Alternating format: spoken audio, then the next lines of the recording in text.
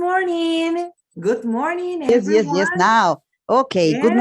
good morning. I was muted. Yes, so sorry. Technology, Okay, Patricia, don't Thank worry. you for being here this morning. Good morning, Lourdes. Good morning, everybody. Here we are in our second session this morning, right? In our second session of our international convention, our meet. First, we have some general guidelines. Lourdes, yes? Okay. Thanks, dear colleagues, on behalf of Nutesa. Yes, thanks for being here this Saturday morning. Yes, and for some of you, afternoon. Yes, we know. Well, our general guidelines, as Patricia says, mute your microphones, please, during the sessions. Yes, your certificates will be awarded daily. And to obtain them, you must attend all the complete sessions in a day. You must fill in the link in the chat box. Yes, where marketing department, well, Adela, she will put in the chat box a link. Please fill in. This is for your certificates and for participating in our raffle. We will send you your certificates from September 27th on. Attached, you will receive a survey to complete. And don't miss our raffle at the end of the day. Yes, we have excellent prizes for you. Okay? Yes, that is true. Yes, that is true. We have prizes for you. And also we have to remember, we have to make you remember that after each academical session, we are going to have a 10-minute break. Okay, don't go, keep connected because you are going to be watching important tips from us. Okay, so let's start. As you know, yes, you know that we are in our anniversary. We are now 79 years old. 79 years old, yes. 79 years and we are with you. celebrating the whole month and the whole year. Yes. Okay, working with you and for you. Thank you for your preference. Okay, thank you for your preference. And now let's start. Well, we have, yes. Well, we have today with us Steve Lever. Yes, Steve holds, Steve, are you there? Hi. Yes, he's Steve here. holds a BA with honors from Leeds University.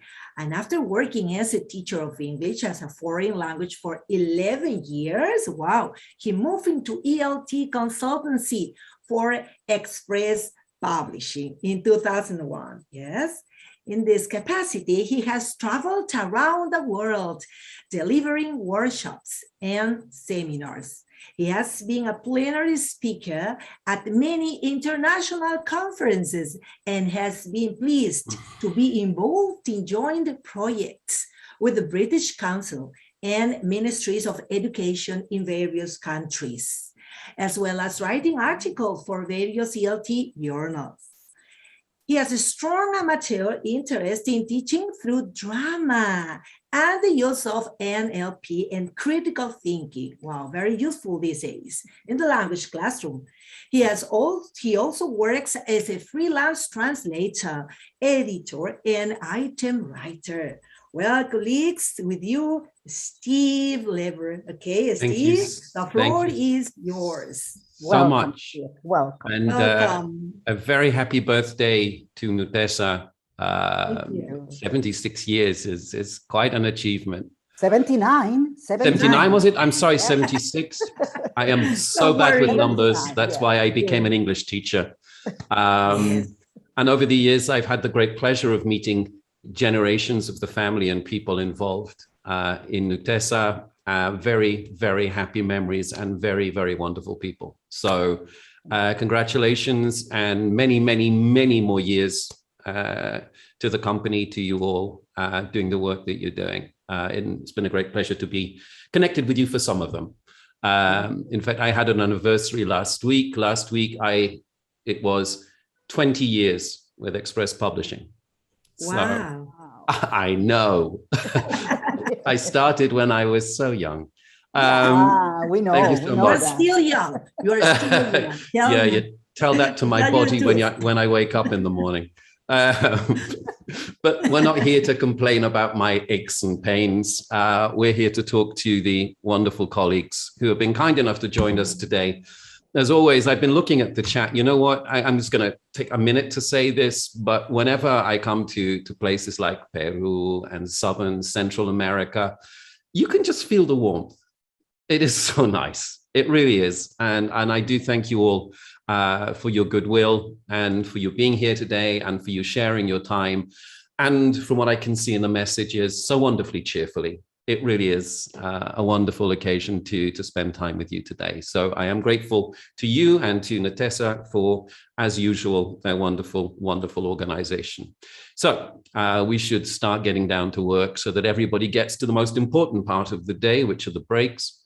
They're always the most important part. Let me just share my screen with you and then do a little bit of adjusting here because I do need to see the chat. And the minute I put my PowerPoint presentation up, I lose the chat. Let me get it back. There it is. So now we are in communication with each other. So that's great. It was some point last year. I don't remember when with the whole lockdown thing. I'm afraid time gets very blurred. And like last year in a way didn't happen. But I know I had the pleasure of speaking to people in Peru last year. And we were talking about using digital means, teaching online, and so on and so forth. And one of the things I mentioned when I was doing that presentation and when I was chatting with the teachers just a little bit was this whole business of lockdown and of distance learning. Obviously, there was an initial shock, and eventually, hopefully, everybody will get back into normal classroom situations. Now, whether that's a continuous thing or whether that's interrupted again, who knows? We tend to be living things one day at a time, most of us around the world. And let me just take you to the first slide while I continue this introduction, if my computer decides to cooperate. There we go. I have that statistic on the screen while I give something of a general introduction. The statistics you see on the screen are taken from UNESCO, which is a reliable source. And what it is basically a graph of the number of learners impacted by school closures worldwide. And please notice, it's basically in a month. It was basically all of that in a month. You've got 25th of February through to the 23rd of March. And in that time, it went from 0.3 billion to 1.38 billion learners affected by shutdowns. And those shutdowns, of course, meant a massive change in the way students were educated in general. Of course, I'm not just speaking of English language learners here. I'm speaking of schools in general. In less than a month, everything closed down. And those early ones, I'm guessing, are in February, are places, I'm guessing, I don't know, like China and places where COVID kind of took a hold much earlier on, and the rest of it as it went on. And the question, to get back to that, the question that I raised when I was chatting with teachers is not so much what we do now, because we discussed that then, but where do we go when we go back? And this is what I want to focus on today. I don't want to talk necessarily about apps and programs like Kahoot and Quizlet and all the other things that people learn to use. My question today, the area that I want to think about and talk a little bit about the methodology about, is where do we go from here? When and if we're back in the classrooms in a more normal environment. So I'd like to ask you all a question. What did you learn? Not what app did you use? Okay, I'm not interested in that because by now, most of us are familiar with apps that we use and we found those. And I really don't want to talk about those today because they have been talked about a lot and quite rightly so. What I want to do now is to look to the future. Italy was closed too very early on, yeah. And where I live in Greece, we closed quite early on as well. In fact, mid-March, somewhere around there. So what have you learned as a teacher from this experience? As I said, I'm not interested in specific programs. If you'd like to put things in the chat box, I have got my eye on it and I'm trying to keep an eye on it as we go through. Just as a matter of interest, one of the statistics while people are thinking and typing, please do type. I can't see you. One of the statistics that I mentioned in my last presentation, which I'm not sharing with you again today, was that between the period of, again, March last year and coming up to summer, for our particular platform, over 50% of the users that we had registered were in that period. Prior to that period, nothing much. Suddenly, massive overflow. To be patient with students, thank you. Some ideas are coming in now.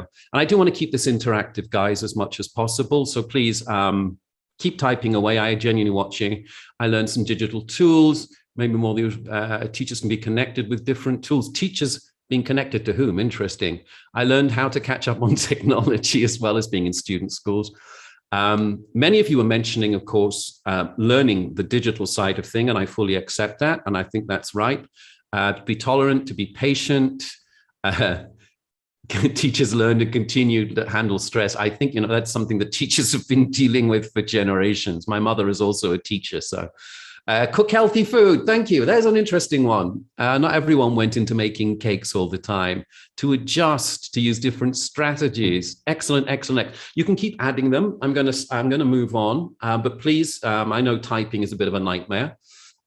So please feel free to keep adding comments as we go through. Certainly, what I learned that teachers were learning was definitely this whole business of adapting to digital tools, but at the same time,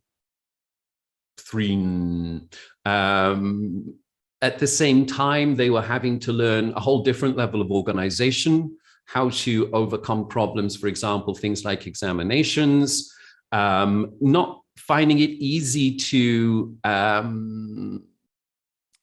see students' body language, to have this kind of communication. It's very hard for me.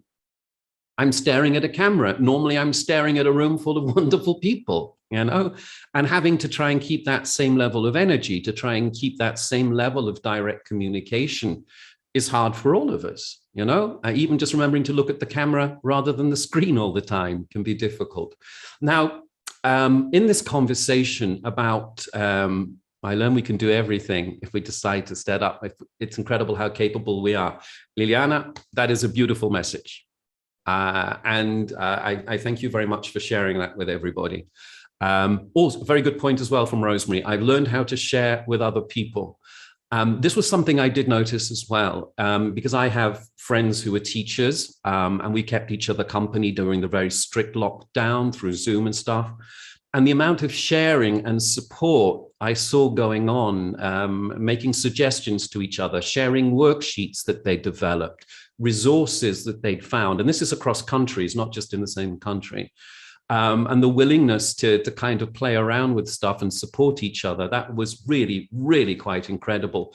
And I think one important message when we talk about where we're going to go forward is this idea of sharing and supporting.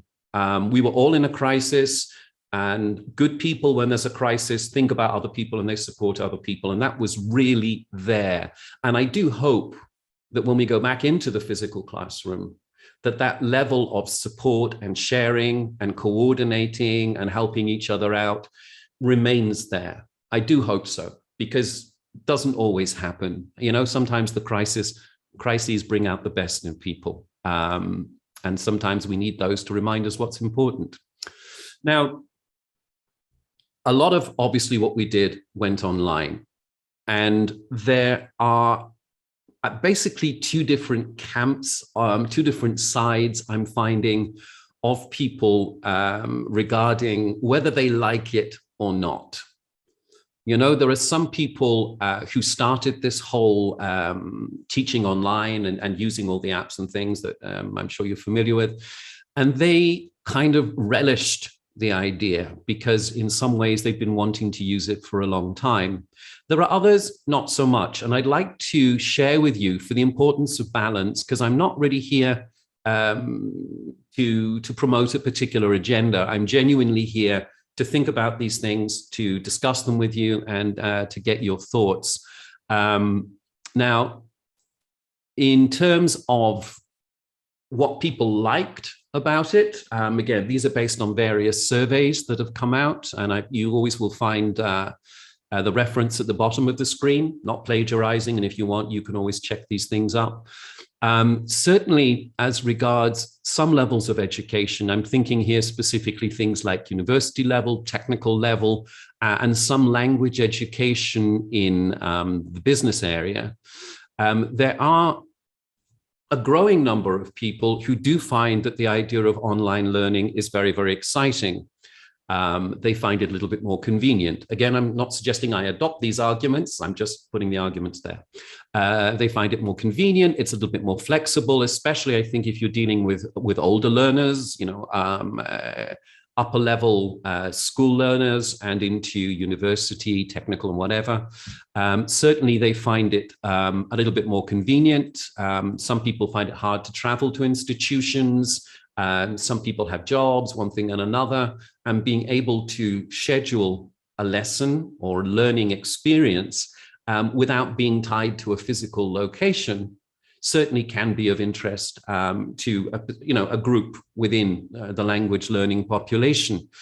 Wasn't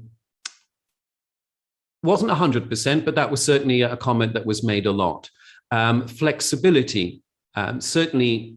If you're not tied to a specific time in a specific classroom, there is a little bit more flexibility going on. And we'll talk to you a little bit about freedom as well at the same time, because they're very closely related. So you have this idea of being able to use different tools.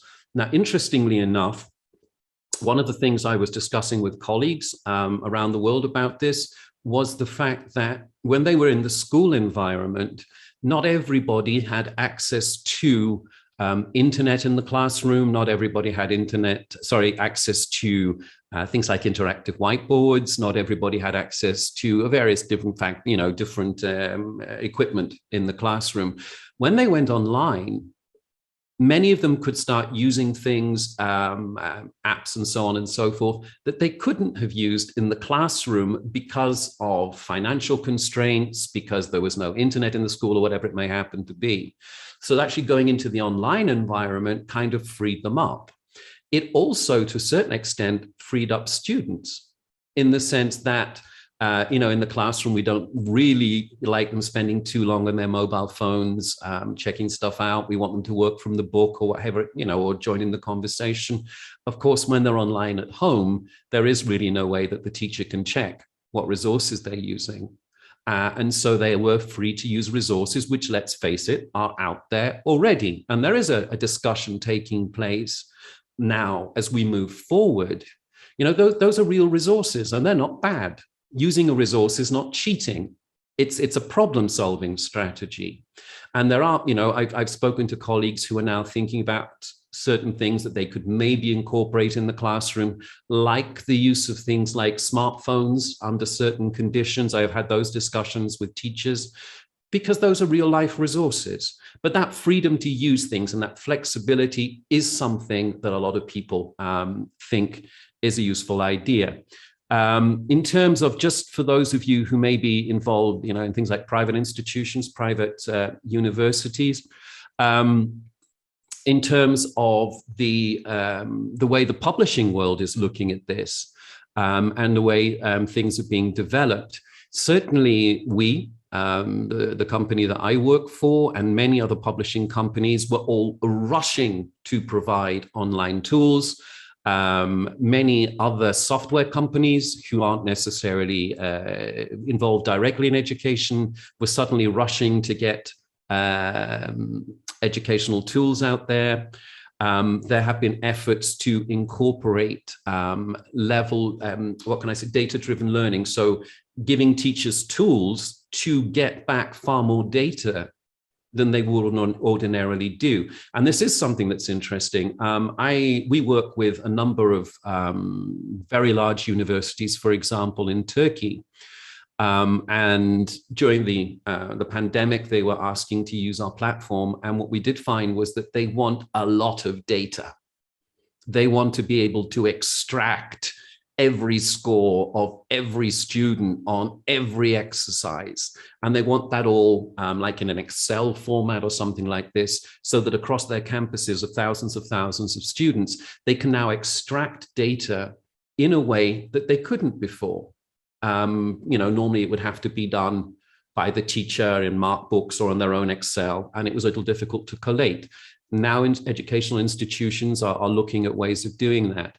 Gamification was another thing that became popular. Now, I have talked, I'm not sure in Peru, but certainly in other countries around the world about gamification before. This idea of making education, I'm going to use the word competitive, but in a very small sense. Okay, so that you bring in an element of working with the team, gaining points, competing in a positive way with each other, and using that idea of a game as a way of getting students to become more involved, to kind of support their own team, to try hard, not just for themselves, but for the other people in the team. There's a whole philosophy behind gamification, and that is certainly easier using certain digital tools. Another thing that's affecting this and will affect it as we move forward, as we, where do we go from here, is the availability of technology. It is becoming increasingly more common, not 100% widespread, for learners to have access to things like smartphones and tablets, if not computers, that will enable them to join in with these educational tools. And that's probably only going to get more common.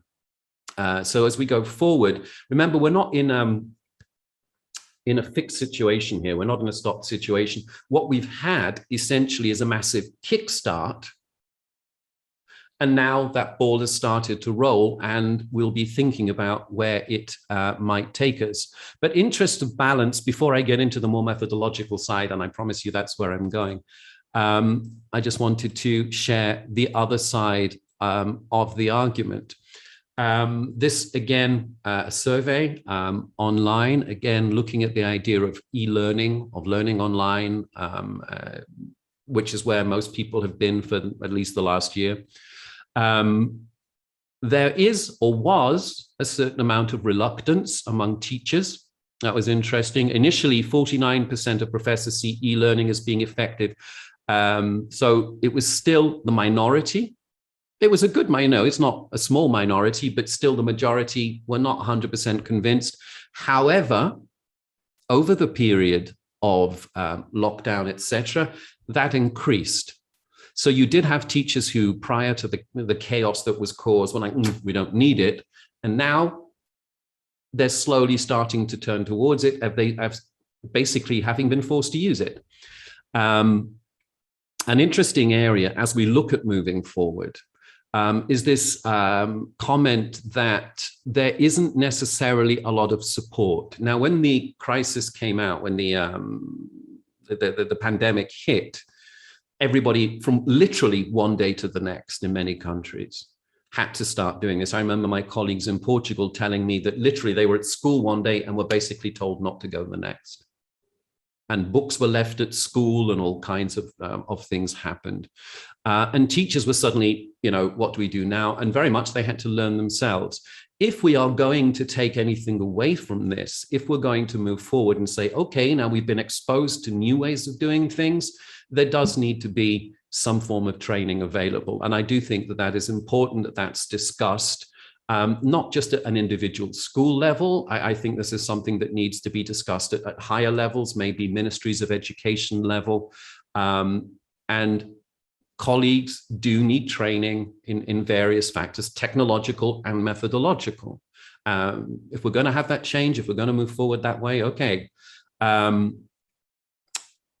was concern that teachers didn't feel they were getting the engagement they want, that they want to be able to increase engagement online.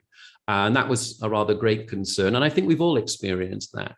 You know, it'll be weird for me when I finally get back into a seminar to actually be able to get feedback immediately from an audience. But there are ways of doing it, but it's a valid concern. And if we're going to keep some of these things, we've got to look at how we keep learners engaged.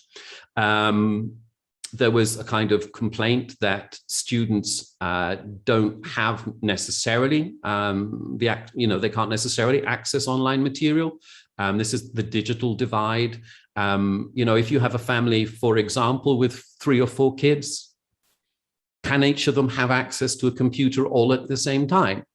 The house may have internet, they may have a computer there, they may have smart, but if it's one kid, it's fine. But, how many computers are you going to have in a house, practically speaking? So there is an issue there if we're going to take these things as we move forward.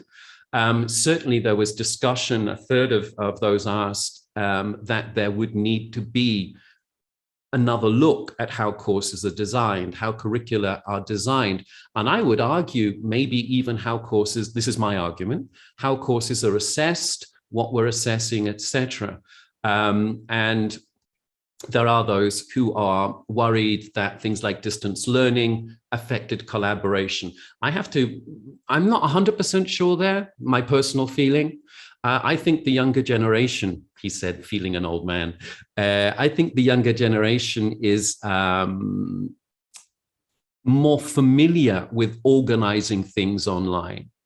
That they chat with each other, they arrange what they're doing socially. That doesn't mean they don't meet up, but it does mean that they're quite familiar with online resources, with using video calls, FaceTime, whatever it is. So I'm not 100% sure. I wonder if that's more the teacher's view, who's maybe not quite so used to doing things like that. But I think younger people are familiar enough. So there's a lot of questions there that need to be answered. I don't think they're all negative. I think there are valid questions. It doesn't mean we shouldn't think about this as we move forward, but it does mean that if we are going to do it in a different way from now on in, that there are issues that need to be faced. And I think that's fair. It needs to be done properly. Someone else mentioned here, Rosemary, another problem is the saturated line here in my country. So you're having problems with things like internet connections, etc. Yeah, that's in many, many places. Whenever I do a webinar, I'm always terrified that my internet is going to, stop. By the way, if it does, I do have my phone and I will do a hotspot if I do disappear. But no, I don't have 100% reliable connection either. It's good. It's 100 Mbps because I paid for that. But it does occasionally desynchronize. And that's a problem. So if I do freeze like that, just give me a couple of minutes and I'll be back. I have a backup plan. That's always a good thing. I was a teacher as well. Always have a backup plan. So having tried to think about issues on both sides of the argument, okay, I'm going to try and answer some questions as we go. Well, not answer, but discuss some questions as we go through. I worry more about emotional effects should be, yes. But in all honesty, were they doing it that much before COVID? I understand that COVID isolated us more, but this question about screen time as opposed to real time was actually an issue before COVID came in. And I share your concerns. I genuinely do.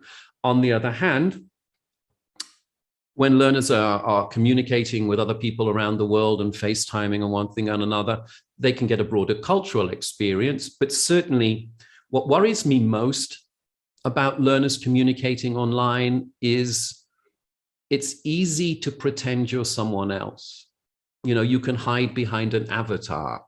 You cannot reveal who you are. So you're not really communicating with people because you're hiding and pretending to be someone that you're not. And for me, that's an issue because at some point you're going to have to go into society as you. And I do think that's a problem. But I do share your concern. There are things like obviously sporting activities that learners need to be able to do, creative activities, being involved in a club, doing drama, music, all of these things are group things.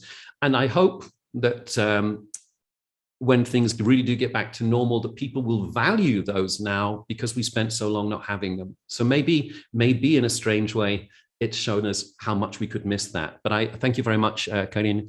I also share your concern. I belong to a generation where we used to go out and play and stuff like that. Yeah, is Steve coming out to play? No, he's got to do this. No, he's coming out. And then you climb trees and fall off things, which these days frighten insurance companies, but still here. So what we may be going into as we move forward then is this idea of blended learning, because essentially, if we try to keep some of the good aspects of the online teaching experience, as well as going back into the physical classroom, or even the virtual classroom where we see anyone, but let's hope it's the physical classroom, there are benefits to looking now at some of these tools we've been using and keeping hold of them. So there is an argument that it does increase learner engagement. The idea of blended learning, of using these tools, allows learners more autonomy.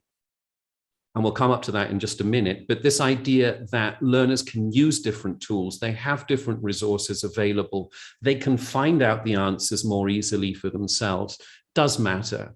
I mean, when I was studying at school and we wanted to write a composition about something, well, not wanted, we were told to write a composition about something, it meant time in the library. How many of your students have spent time in the library? Very few of them, because you can pick up your phone and what took you 2 hours in the library to find, you can find in 30 seconds.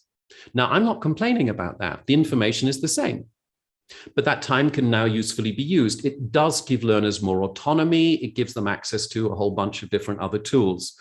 Certainly, if we're looking at blended learning, there's this whole different of learning styles. Now, people argue about learning styles. It's not 100% agreed theory. But variety, I think, is important when we're looking at styles of learning. So yes, using the occasional YouTube video, going to Wikipedia, watching a PowerPoint presentation the teacher sent, approaching learning from a number of different directions, I think is helpful. Speaking as someone who works for a company that makes books, books are great, but there are also other tools available. And the more we can incorporate, I think the more engaging that experience is. Certainly getting data from blended learning, from using online tools, from using things like platforms is helpful. It is helpful, and I'll show you an example of that a little later. To gather and share valuable feedback. Again, these tools can be very helpful. I don't know if you're using platforms. I'm not here to try and promote them. Anyway, ours is free, so I'm not trying to sell you anything. 9 times out of 10, when we're marking homework in a classroom, we really just quickly go around, who got it right, hands up. It can be a very kind of hit and miss way of getting feedback. Whereas using things like online tools, etc., we can get far more specific feedback. And I do think that's useful. And of course, making learning fun. Maybe that should have been at the top of the list. If we're using different tools, if we're experimenting with different things, then I think our learners will find it more enjoyable, more variety, a little bit off the wall. And importantly, I think, realize that you can learn things from different places, that learning is not just limited to books, that the internet is not just for your Facebook account, that there is serious stuff out there that we can learn from. And I think that's important as well. Yeah, self-evaluation is absolutely great. Rosemary, again, thank you. Self-evaluation is wonderful. We encourage that. I encourage that a lot. Self-evaluation, however, is a thing that has to be learned over time, I think. It's a habit of getting into. And again, self-evaluation is only useful in the sense that it's turned into action. So if we self-evaluate and I decide I don't know how to use the passive voice, or I don't know how to use something else, then if it stops there, it really just becomes self-criticism, which may lead into doubt. It may lead into a sense of I can't do anything.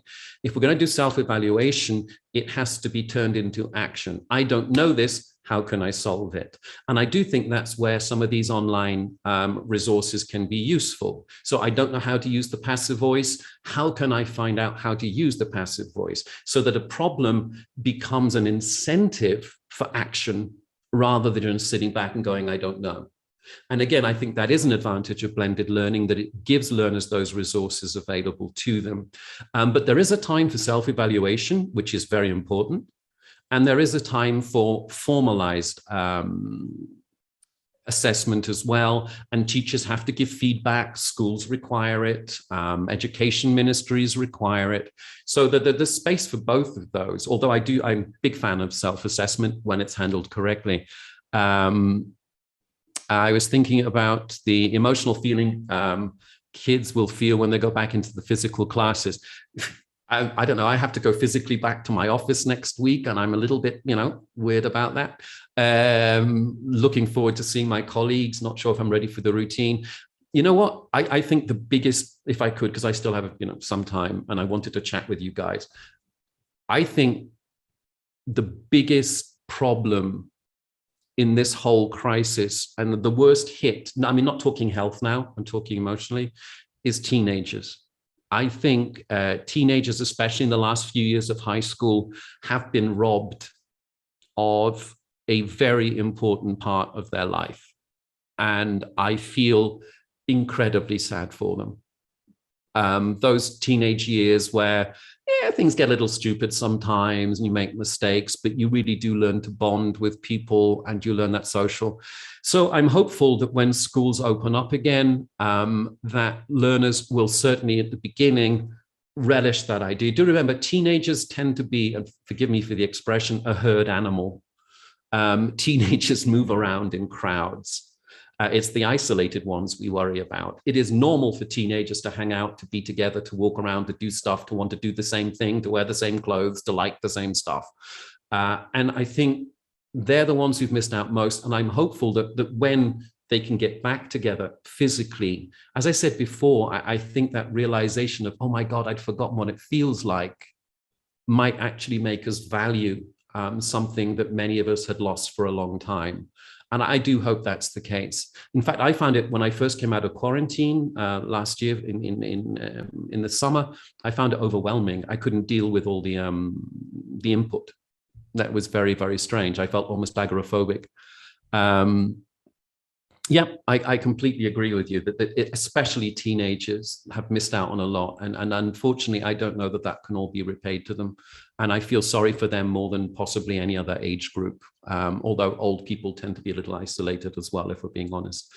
But we're talking educationally here. Anyway, let me move forward because I want to make sure we get finished on time and I'm getting sidetracked. But I love talking to you guys because I've missed that as well. I've missed that conversation too.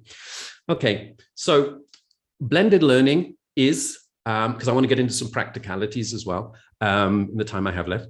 Blended learning is a balance essentially between asynchronous and synchronous learning. And I don't think those terms are particularly difficult for people to understand. Asynchronous, not doing things at the same time, doing things on our own. Synchronous, everybody doing things together. Okay. Now, asynchronous learning is great because it allows learners to think more, because they have the time to think. Asynchronous learning on their own. I mean, it doesn't have to be online, by the way. It can be at home with a book or in the library if people know where they are. But when learners get the opportunity to sit down and think for themselves at their own pace, and this is a big value for this idea of learning offline, online, or on their own, because in the classroom, teachers don't have time to wait for everybody to catch up all the time. And it can be a problem for some learners who don't process quite as quickly because their talents are elsewhere. Maybe English isn't their talent, but they have talents in other areas. So asynchronous learning and putting a little bit more emphasis on that allows those students to think things through, to check things out, to go back and see what we said about something. And I do think that's an important part of this as we move forward, to maybe think about incorporating that just a little bit more in the work that we do. On the other hand, and we've just been talking about this, synchronous learning, much more personal participation. It's a little bit more energetic. It's a little bit more fun. It's working with each other to sort things out as we think about things together. Yeah, interactive activities. Thank you. Someone mentioned that regarding something that was done yesterday. There will be, I think, when people get back into the classroom, it's going to be slightly energetic for a while. And you know what? I don't know that I'd want to stop that too much at first. Let them get that out of their system and let them get reorientated just a little bit. But getting them to use that energy to focus on things, to work in groups, to work in pairs, not a bad idea at all. I'm glad you got some useful information yesterday. It's great when that happens. So we're looking at asynchronous learning, moving into blended learning. When should we use it? Asynchronous learning, this is working outside the classroom on our own, is great for things like reflecting, thinking things through, working things out we're not particularly sure about, because we have more time to do it. We're not under pressure. Do remember that there's a lot of peer pressure in classroom. If a learner asks a million questions, the other students are going to hate them. As much as the teacher goes, if anyone has any questions, just let me know. You know that if the others are kind of bored and someone puts their hand up and says, could you explain the passive voice again? You just know the other teacher, the other students are going, oh, oops, pressed the wrong button, sorry. You know, so there's pressure, there's social pressure on learners not to ask. So providing more time and more tools for learners to work things out on their own can be very helpful. And using things like discussion boards and all the other apps that we talked about, and Facebook groups, and yeah, I don't care, Google Translate and YouTube and all these other things as well. Synchronous learning is great for discussing stuff, checking everyone's got a basic idea, talking about planning ahead, how we're going to work, what tools are available. Certainly there's a little bit more energy going on. There's a little bit more pressure because some students need that to answer the questions, to get the ideas are out there. Now, if you can't be in the classroom, let's hope we are, but if you can't be, or because it suits the learning purposes, the student purposes, even just using a video conference call where everybody can speak can be helpful there. So there is a need for both, yeah? So that is very important indeed. I'm going to just quickly jump over something here because that was a very long definition. What I want to do is to give you some practical ideas and things to look out for. Now, not asynchronous learning is not just saying, and I'm not suggesting you did this because I don't know, but asynchronous learning, using blending, is not simply a question of go home and do it. Okay, if we're going to use some of these tools, as well as our normal classroom practices, it needs structuring, it needs thinking about as much as we would normally think about a normal classroom lesson, okay? So just a kind of checklist. If you are going to, when you're back in the classroom, use online tools, just a few things to think about, again, advice from experts, etc. Do the learners understand what is required? Now, sometimes learners get things wrong, not because they don't know the answer, but because they're not really sure what they're supposed to be doing, especially if we're dealing with younger learners.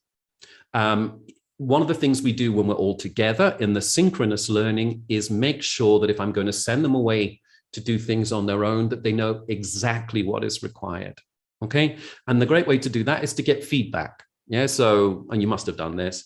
So what are you going to do at home tonight? What are you going to do this weekend?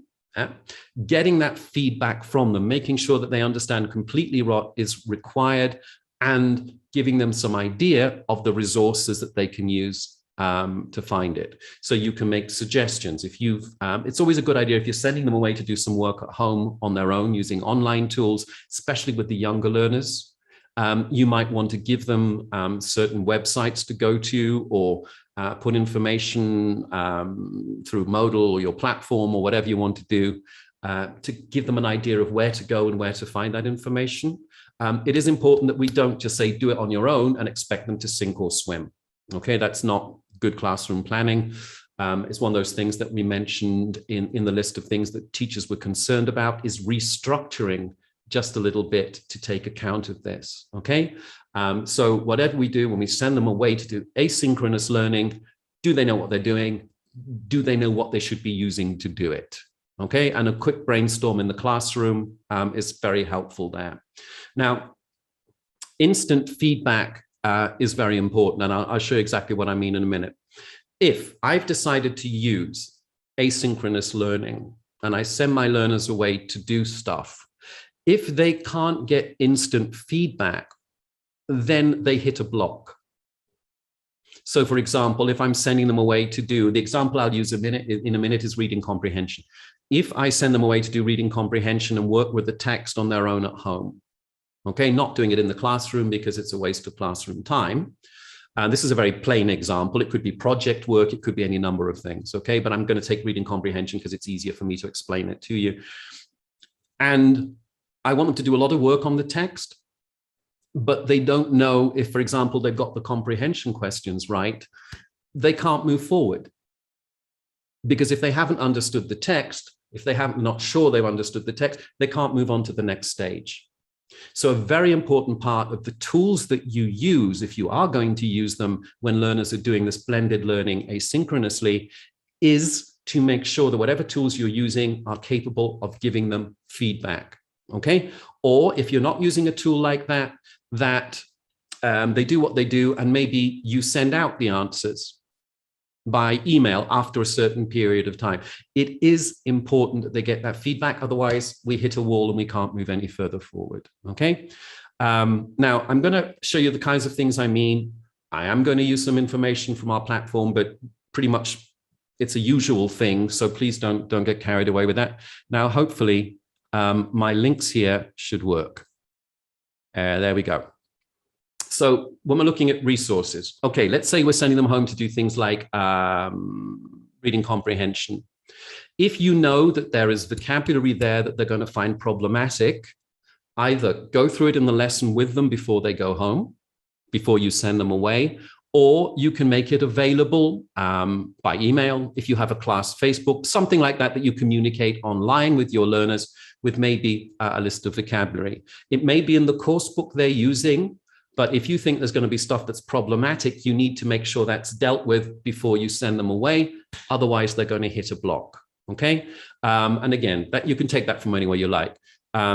This is the one we use. Again, I don't want to stick on that too much. But please, if you're thinking of anything that involves new language, they need a resource to help them with that new language before you go away. If they're older, of course, they can use things like Google Translate, and who cares? They have to learn to use it somehow. They will use it, but maybe that's another discussion you want to have with them. Let's think about that for a second. Maybe if you're going to send them away to do stuff at home, like reading comprehension or whatever, maybe we take some time to discuss the advantages and disadvantages of Google Translate. Okay, so please do think about those. Go through it in your head. What would you use? Where would you go? What do they need to know about that? And of course, remembering that younger learners, if they are going to use online resources, that maybe the parents should be involved in that as well, okay? Now, what we mean about instant correction, and forgive me, again, I need to show you examples. This is from reading comprehension. And what the program does in this case, and this is not exclusive to us, is that it gives them the marks immediately. So they don't have to wait to go back into the classroom. This is what I meant about not hitting a wall. If you're doing an activity and you didn't do very well, you need to know right there and then. And increasingly, online resources make use of this function. Please double check whatever resources you're using have this kind of correction facility. Yeah? Because this means now that my learner, let me show you, my learner can now go back.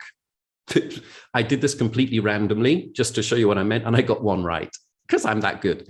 But now they can go back and start to work it out for themselves. And this is what we mean about reflection. This is one of the advantages of asynchronous learning.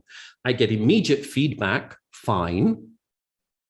But now is when I'm going to start using online resources to try and work out where I went wrong. This is where the word list that's either incorporated or my teacher has sent out or we discussed in the classroom is going to be useful. So I take the information I've got from wherever that came from, maybe about vocabulary, and now I apply it to the homework, the work I'm going to do asynchronously and take my time doing it. Now, another advantage of this, ladies and gentlemen, this is a serious one. We often discuss learners who have difficulties. We often discuss the needs of learners who don't find it easy, and it is quite right that we do so. But there is another side to that equation. There are the learners who find it easy. There are the learners who can work faster. And by shifting some of these activities to the asynchronous environment, everybody's happy.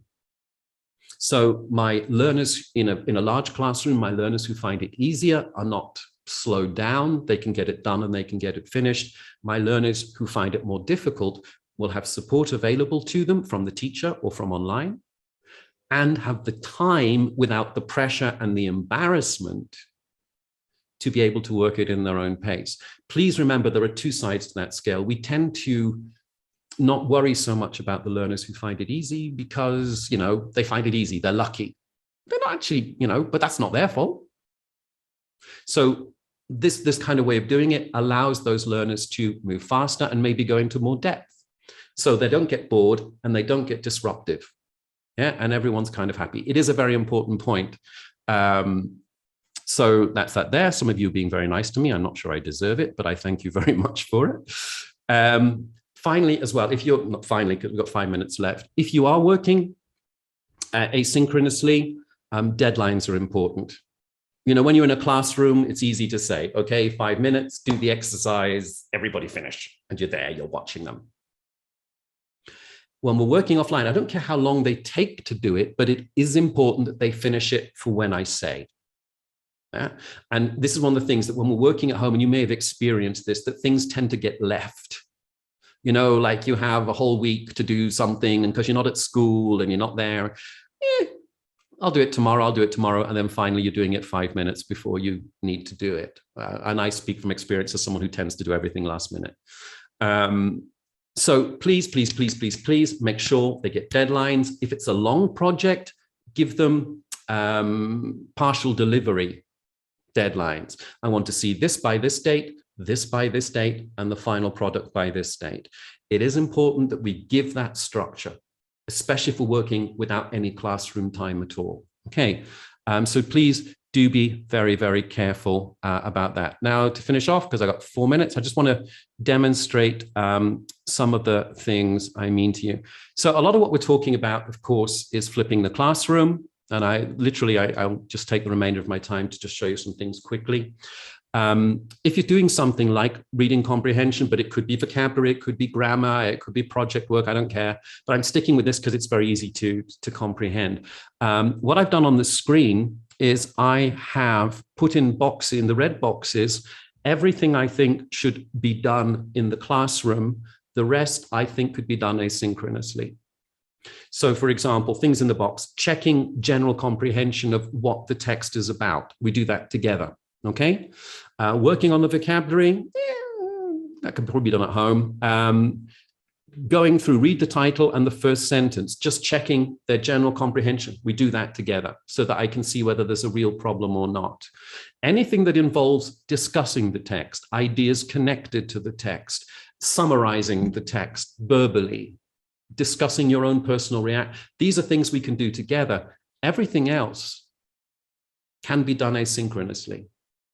So this is the idea of flipping the classroom, where I give them stuff to do at home, and then we come back into the classroom, and from my conversation with my learners, my discussion with my learners, I see if they've understood it or not. And also because someone very rightly mentioned self-evaluation, the feedback they give me when they come back into the classroom and they say, okay, I couldn't do the text because, and now we work with that. So the classroom becomes a time when we can focus more on specific issues, specific problems, because a lot of the other stuff has already been done and the learners had time to think about it and, you know, try and work it out. And they come back with specific ideas and specific problems that as teacher, I can then help them out with. And that makes a much more positive dynamic than who's done their homework. Yeah? Because the point of homework is not to do the homework per se, it's what we learn from it. Oh gosh, some of you being very sweet. I was right about Peruvian people. It's not the first time I've met you guys. So 2 slides left to go. And these are very quick. Just talking about the data collection, because I mentioned it, just to demonstrate what I mean. I'm just going to click on this link here. It's going to open up a screen for me, which I shall move on to your screen. If you are using online tools, do be aware that they can be used. This should now appear for you on my shared screen. Getting lots of feedback is important, the kinds of things you should be looking for. I hope you can see this. I've now got a thing open, a browser open. Looking at you see, this is the kind of data that you can get with tools like these, and this is why I think they are exciting, not just the final score, but how many attempts it took them to get there. So, sorry, I'm just looking, yeah, latest attempt. Best attempt. Okay. So if, for example, this is the kind of feedback you can't get in the class. If you see someone comes in and they've got 100%, but then you realize it took them 15 attempts to get it, you know there's a problem. This is the kind of data that these tools can give you and that we think are very important. And of course, finally, and this is genuinely finally, I'm just going to go to my next slide. I am all over the place with my slides. Using tools that you can use, that's all I want to show you to finish. If you are communicating with your learners, you can send things out. For example, you can send out, if you have a cloud, you can send your learners out links to access things like PowerPoint presentations. This is just one I have in my cloud. I send a link to my learners. It could be about grammar. It could be about anything. It could have some vocabulary points. So I send them away to do something, and I also send them a link for something like a PowerPoint presentation. That's that there. And also, oops, I want to do that. You can send out, of course, videos of yourself. You can send them links to YouTube videos that you think are going to be important and useful, or maybe related to the same subject. This is just me, a video of me. You've got me twice now. Doing a webinar there as well. So that's me looking that was early quarantine and I did look bad. Okay, so sending learners to work asynchronously is not abandoning them to do it on their own. It takes a little bit of thought, it takes a little bit of planning, and maybe a couple of things we're not used to doing. But at the end of the day, given some of the advantages there of those kind of tools and the feedback that you can get, it may well be worth the effort. And I thank you very much for your time and for some of your very sweet comments. Well, my point is, someone mentioned a lot of students in the classroom. My point is this: if you get away with a lot of the grunt work, forgive me for that expression, a lot of the boring stuff, the repetitive stuff in an asynchronous environment, if it's marked for you before you go into the classroom, then you can spend time with large students, sharing information, maybe doing group work, pair work, etc. Where large classrooms get disrupted is where they're very bored. If a lot of that's taken place because it's been done, then you can focus on really working with your students and communicating with them. If you spend half the lesson marking their homework, you're not going to have that time with them.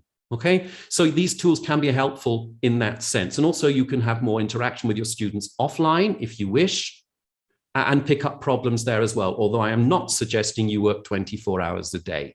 You are a human being and you have every right to your private time and time with your family and whoever else you wish to spend it with. Okay, but certainly there are options there to pick up on weaker students who maybe don't get as much attention in the class offline as well. Okay, thank you so much for your questions. God, I wish we could have talked up close over a cup of coffee or something, or a pisco sour, and which I still have a bottle of here, by the way, thanks to my colleagues in Peru. I actually have a bottle of pisco.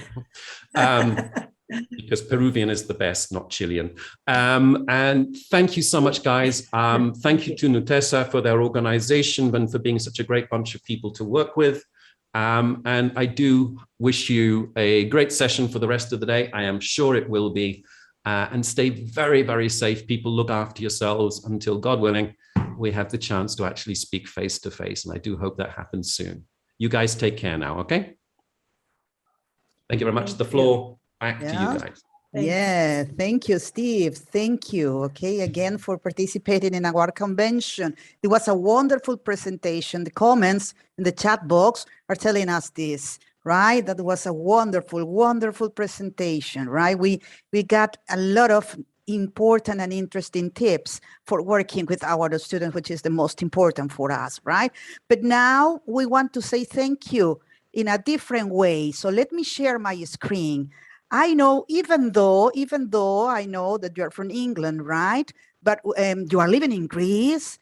And okay, also I'm a Greek national as well. And I want to share something with you to say thank you. Let me share, let me share. You have to stop sharing, and I am going to do that. Sorry, Patty. Okay, no, don't worry, don't worry. Let me share. Okay, this is something for you. Yes, I hope you really like this.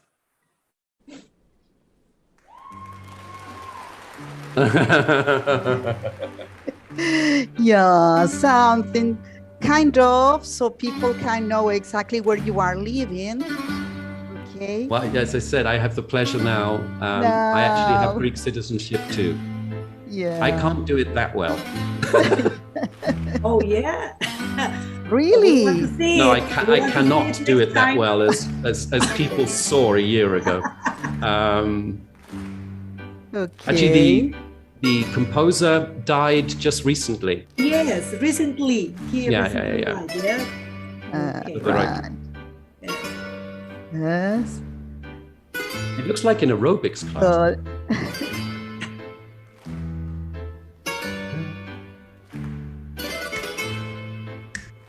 It's very infectious rhythm.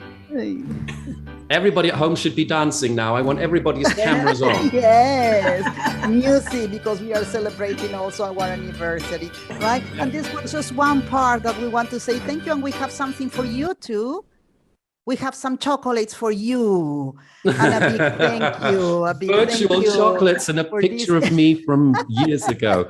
That's from Russia. Okay. For this important presentation. Thank you, Steve. They're the best chocolates. They're completely low fat. They're absolutely excellent. Yes. They are Peruvian chocolate. Peruvian chocolate. Yeah, right. I know how wonderful it tastes. Thank you again. Guys, I miss you all so very, very much. Genuinely, always so much of a pleasure. Even the 7 o'clock meetings in the morning. Oh, yes, I know. I know. We've been to several together, but it's still always a pleasure. Thank you. For all right, guys, I'm going to disappear and let you get on with the other speakers and all the other wonderful things that have to happen today. And I shall thank you.